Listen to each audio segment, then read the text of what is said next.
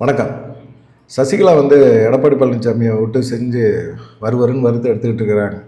இது விளாத்திக்குளத்தில் வந்து அவங்க பேசும்போது ஒரு விஷயத்த வந்து சொல்லியிருக்காங்க. இப்போ எடப்பாடி பழனிசாமி அதிமுக துண்டுன்னு ஒன்று போட்டிருக்காருல, அந்த துண்டு வந்து அதிமுக துண்டாது அப்படிங்கிற ஒரு கேள்வியை கேட்டிருக்காங்க.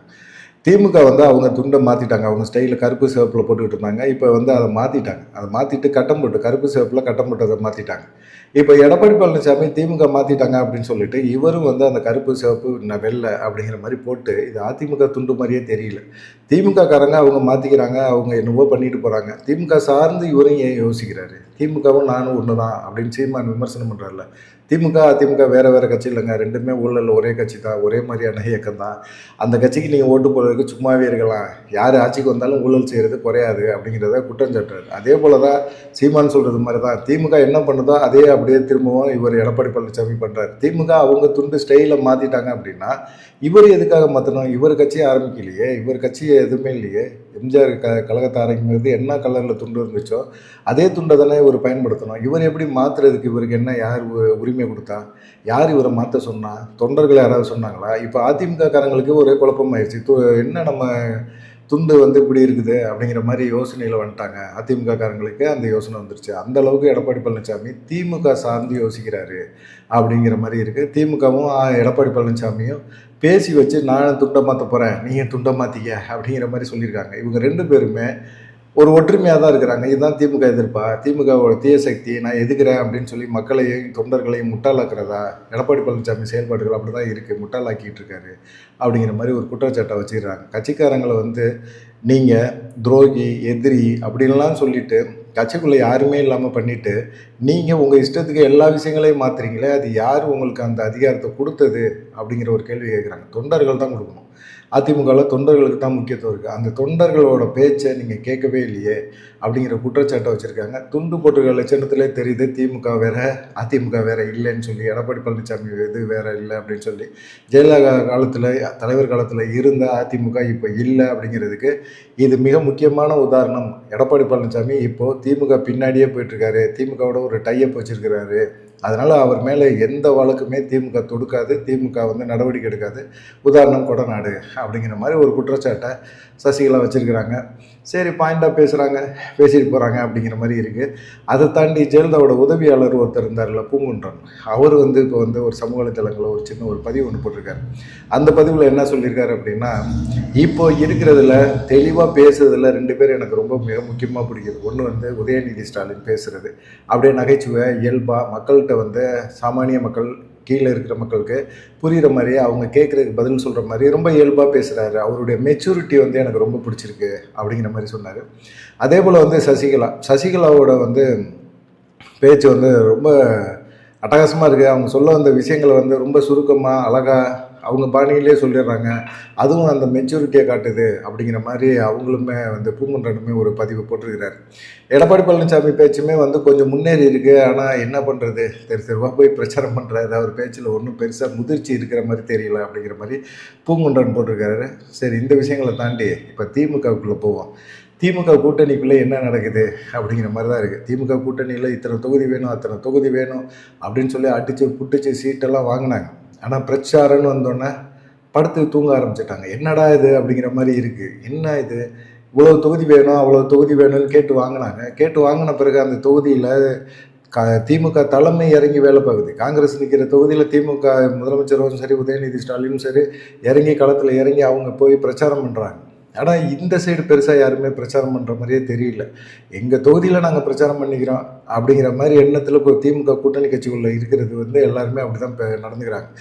இதை கேட்டோன்னே முதலமைச்சருக்கு மிகப்பெரிய ஒரு அதிர்ச்சி. என்னடா இது, கூட்டணி கட்சிகள்லாம் கடைசி நேரத்தில் காலம் வர்றாங்களா, நம்ம 200 தொகுதிக்கு மேலே வந்து நிற்போம் அப்படின்னு சொல்லி நம்ம பாட்டுக்கு வேலையை பண்ணோம்னா இப்படி பண்ணுறாங்களே அப்படிங்கிற மாதிரி இருக்குது. இப்போ நாடாளுமன்ற தேர்தல் சமயத்துலையும் சரி, இப்போது சட்டமன்ற தேர்தல் சமயத்துலையும் சரி, சீட்டு வாங்குறதுக்கு மட்டும் வந்து காங்கிரஸ் வந்து குதிச்சாங்க. 28 சீட்டு வாங்குறதுக்கு பிடிவாதமாக பார்த்திங்கன்னா, நாங்கள் தாவேகாவோட கூட்டணி போகிறோம், அங்கே போகிறோம், இங்கே போகிறோம் அப்படின்னாரு. பாண்டிச்சேரியில் போய் ராகுல் காந்தி பிரச்சாரம் பண்ணார். அப்போ முதலமைச்சர் ஸ்டாலினும் அங்கே பிரச்சாரம் பண்ணிகிட்டு இருந்தார். ஆனால் ரெண்டு பேருமே சந்திக்கலை.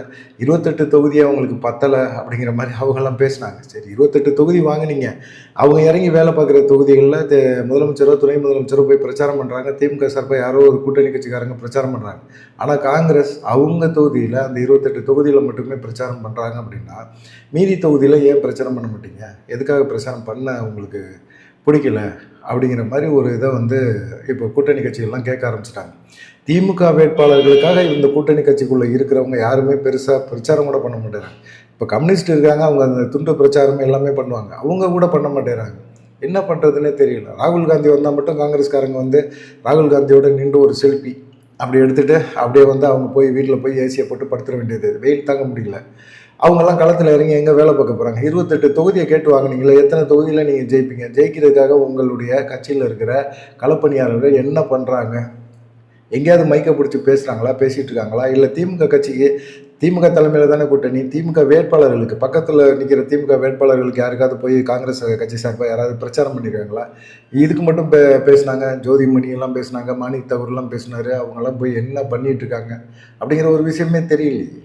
இவ்வளவு மோசமாக இருப்பீங்க அப்படிங்கிற மாதிரி முதலமைச்சர் மைண்டுக்கு போயிடுச்சு. ஏன்னா கிட்டத்தட்ட வந்து பார்த்திங்கன்னா அவங்க ஒரு 200 தொகுதிக்கு மேலே ஜெயிச்சாகணும் அப்படிங்கிற ஒரு எண்ணத்தில் அவர் இருக்கிறாரு. ஆனால் கூட்டணி கட்சிகள் எல்லாம் சேர்ந்து ஒட்டுமொத்தமாக வந்து இந்த தடவை திமுக ஆட்சிக்கு வரக்கூடாது அப்படின்னு நினைக்கிறாங்களோ அப்படிங்கிற மாதிரி இருக்குது. பிசிகாவும் சரி, கம்யூனிஸ்ட் கட்சிகளும் சரி, அவங்க வந்து எங்கள் தொகுதி, நான் 8 தொகுதி வாங்கியிருக்கேன்னா 8ல் நான் அங்கே போய் பிரச்சாரம் பண்ணிக்கிறேன் அப்படின்னு சொல்லி நினைக்கிறாரு. அதை தாண்டி ஒருபடி பக்கத்தில் இருக்கிற வேட்பாளர் அறிமுகம் அப்படி இப்படின்னாவது திரும்ப பண்ணிகிட்டு இருக்காரு. கம்யூனிஸ்டுகள் சுத்தம் வேஸ்ட்டு. அவங்க எல்லையை தாண்டி வரமாட்டேறாங்க. நாங்கள் கேட்ட தொகுதி தரலையா, நாங்கள் என்னையா பண்ண முடியும், எங்கள் தொகுதிகளே நாங்கள் வேட்பாளர்களை நிற்க வச்சுக்கிறோம் அப்படிங்கிற மாதிரி இருக்கார். ஃபண்டை வந்து இப்போ முதலமைச்சர் நிப்பாட்டினார், திமுக சார்பாக வந்து அவங்க கொடுக்குற ஃபண்டை நிப்பாட்டினாங்க அப்படின்னாலே இவங்க இந்த தேர்தலில் ஜெயிக்க முடியாது. ஆனால் தேர்தலில் ஜெயிச்சா அவங்க கூட்டணி கட்சியும் அப்படி ஜெயிச்சா தான் வந்து நமக்கு நல்லதுன்னு முதலமைச்சர் யோசிக்கிறார். கூட்டணி கட்சியெல்லாம் அப்படி விட முடியாது. அவர் திமுக கட்சிக்காரங்களை விட கூட்டணி கட்சிக்காரங்க ஜெயிக்கணுங்கிறதெல்லாம் மிக முக்கியமாக இருக்கிறார். இப்போ உதயநிதி கூட பிரச்சாரம் பண்ணும்போது கூட ஒரு சில விஷயங்களை வந்து மென்ஷன் பண்ணுறாரு. என்ன சொல்கிறாருன்னா, நானே திருவல்லிக்கேணி சேப்பாக்கத்தில் நிற்கிறேன், ஆனால் அந்த தொகுதியை விட்டுட்டு இங்கே வந்து நான் வந்து எல்லாத்துக்கும் ஓட்டு கேட்டுக்கிட்டு இருக்கேன் அப்படின்னா என்னுடைய வெற்றியை விட நம்மளோட கட்சி தொண்டர்களோட வெற்றி மிக முக்கியம் அப்படின்னு சொல்கிறாரு. கூட்டணி கட்சிகளுக்காகவும் பேசுகிறாரு. இப்படி எல்லா விஷயங்களுமே பேசுகிறவங்க இந்த கூட்டணி கட்சிக்காரங்களில் யாராவது வந்து பிரச்சாரம் பெருசாக பண்ணுறாங்களா அப்படின்னு பார்த்தீங்கன்னா அதான் இல்லை. எங்கள் வேட்பாளர், நாங்கள் நிற்கிற தொகுதி, எங்கள் வேட்பாளர் அவர் ஜெயித்தா போதும், அவருக்கு நாங்கள் ஓட்டு கேட்டால் போதும் அப்படிங்கிற மாதிரி இருக்குது. ஸ்டாலினோட வீகம்லாம் கதிகலங்கி போச்சோ அப்படிங்கிற மாதிரி எண்ணம், ஒரு தோணல் எல்லாத்துக்கும் வர ஆரம்பிச்சிருச்சு. இதை தாண்டி பார்த்திங்கன்னா இப்போ வந்து திமுகவுக்கு வந்து ஒரு நம்பிக்கை அப்படின்னா பிரேமலதா மட்டும்தான், தேமுதிக தான். அவங்க வந்து பிரச்சாரம் வந்து சூப்பராக இருக்குது அப்படின்னு சொல்லி திமுக தலைமை ரொம்ப இதாகிடுச்சு. ஒன்று திருமாவளவன், இன்னொன்று வந்து தேமுதிக. இவங்களுடைய 2 பேரோட பிரச்சாரம் வந்து இப்போ வந்து திமுகவுக்கு வந்து ஒரு நம்பிக்கையை கொடுத்துருக்கு. அது குறிப்பாக தேமுதிக அதிரடி காட்டி பேசுகிறாங்க. அது இல்லாமல் அவங்க தொகுதிகளை தாண்டி அவங்க வந்து கூட்டணி கட்சிகள், திமுக தான் கூட்டணி, திமுக முதலமைச்சராக ஸ்டாலின் தான் மீண்டு வருவார் அப்படிங்கிற மாதிரி அவங்களோட பேச்சு வந்து திமுகவுக்கு வந்து ஒரு நம்பிக்கை கொடுத்துருக்கு. 10 தொகுதி கேட்குறாங்க அப்படின்னு அடம் பண்ணாங்க கூட்டணி கட்சிகள்லாம். அவங்களுக்கு எப்படி புதுசாக அவங்களுக்கு 10 தொகுதி கொடுப்பீங்க அப்படின்னு நினைக்கிறாங்க. ஆனால் அவர் அப்போவே வந்து முதலமைச்சர் ஸ்டாலின் வந்து ஒரு விஷயத்தை வந்து தெளிவாக யோசிச்சார். பிரேமலதா வந்து கண்டிப்பாக பிரச்சாரம் பண்ணுவாங்க. விஜயகாந்துக்கு அப்புறமா பிரேமலதாவுக்கு வந்து முக்கியத்துவம் இருக்குது. தமிழ்நாட்டில் ஒரு அரசியல் கட்சியில் வந்து இப்போ இருக்கிறதுல ஒரு பெண்மணி அப்படின்னா அது பிரேமலதா தான். அது இல்லாமல் பார்த்திங்கன்னா விஜய் பிரபாகரன் தென் மாவட்டங்களில் அவர் பிரச்சாரம் பண்ணார் அப்படின்னாலும் ஓரளவுக்கு செயல்படுக்கும் உதயநிதி போல் அப்படிங்கிற மாதிரி யோசித்தாங்க. அதில் வந்து பிரேமலதா வந்து அவங்க கொஞ்சம் அதிகப்படியாக பிரச்சாரம்லாம் பண்ணுறாங்க. அந்த ஸ்டாலினுக்கு வந்து ஒரு முக்கியத்துவத்தை கொடுத்து பேசுகிறாங்க.